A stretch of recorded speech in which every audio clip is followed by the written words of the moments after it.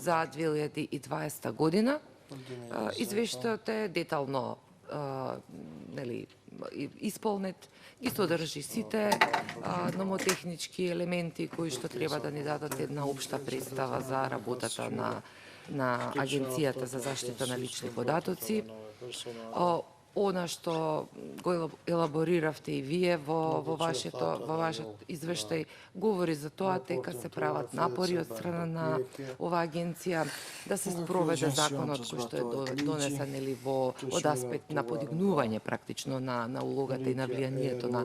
на заштитата на личните права, особено како едно право кое што произлегува од Уставот како фундаментално право на нашата држава, на Република Македонија. Јас нема да дискутирам за тој дел. Лично сметам дека оваа агенција беше необходна да се оформи и треба да и се даде поддршка на нејзината работа. Имам нешто што повеќе зафаќа како забелешка од аспект на општествено-политичките случувања и кои вие како агенција не сте во состојба да ги менаџирате, бидејќи ги излегуваат надвор од она што е ваша ингеренција или како што беше и со претходниот извештај кој што за инспекцијски надзор, но и за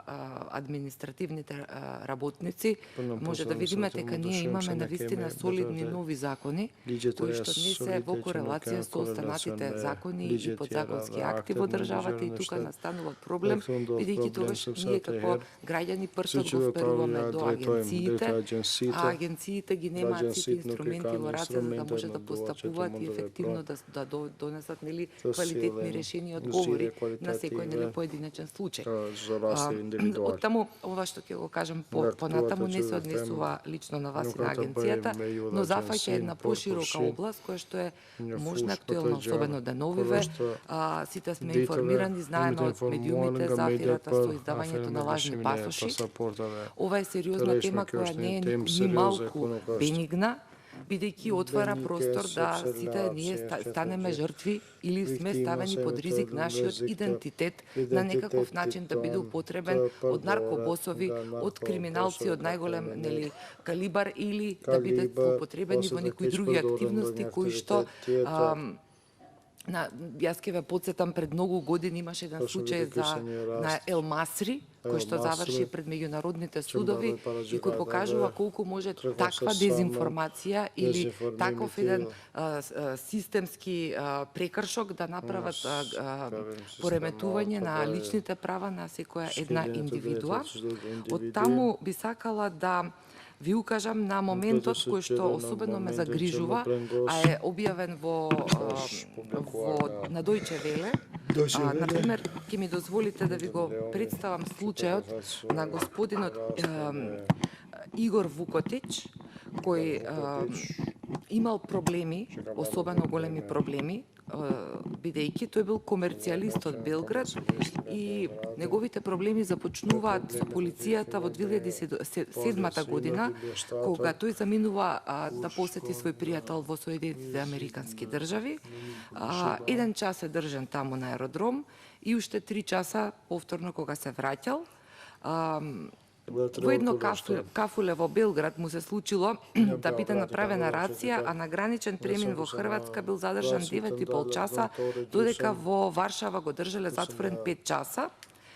Во 2019 година, октомври, единица на италијански карабинери го запоседнала катот во хотелот во Милано, каде тој престојувал заедно со неговите колеги. Целта била всушност да биде уапсен Игор Вукотик, кој како човек имал потерница на Интерпол и е еден од врвот на шкаљарскиот клан.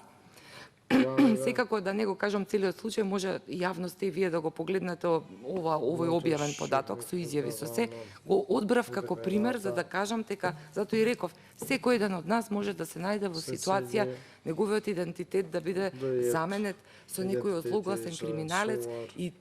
она што ќе го помине и таа штета што ќе ја претрпи некогаш и не може да биде надоместена на ниту еден начин.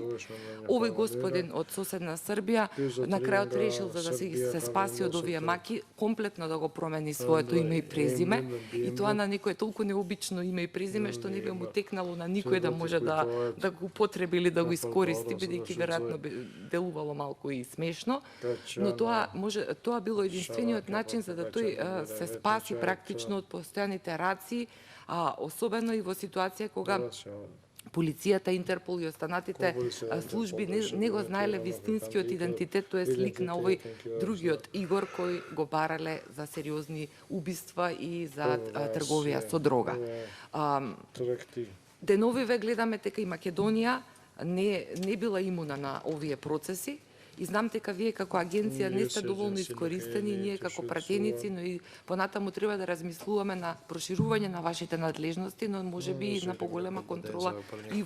соработка со македонската, нели, Министерството за внатрешни работи на Република Македонија, каде би можеле да бидете, нели, покриени, заштитени во однос на сите активности кои што излегуваат од рамките само на криминалот и, нели, оние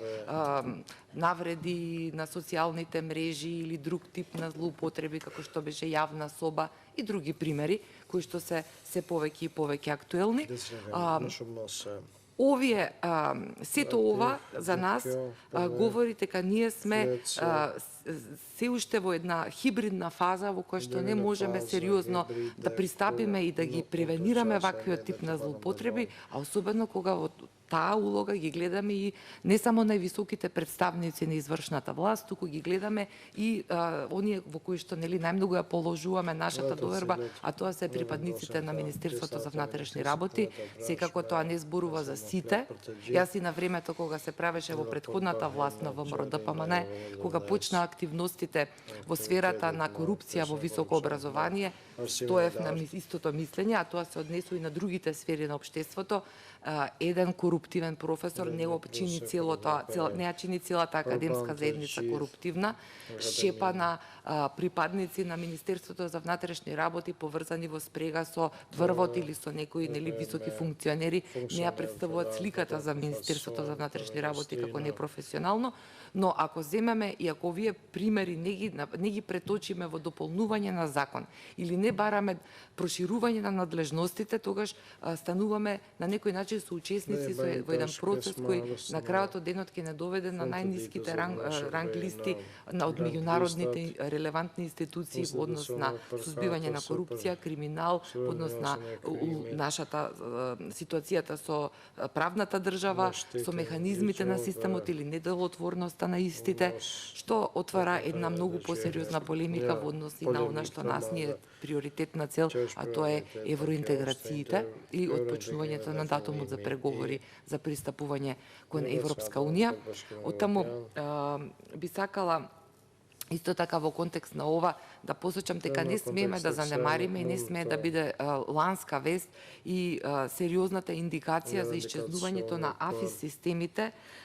кои што беа, нели,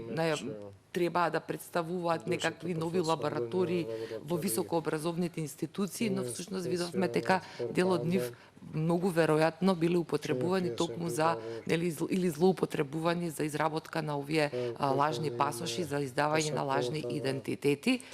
Како представник на опозицијата ја имате нашата поддршка да бидете транспарентни, отворени и да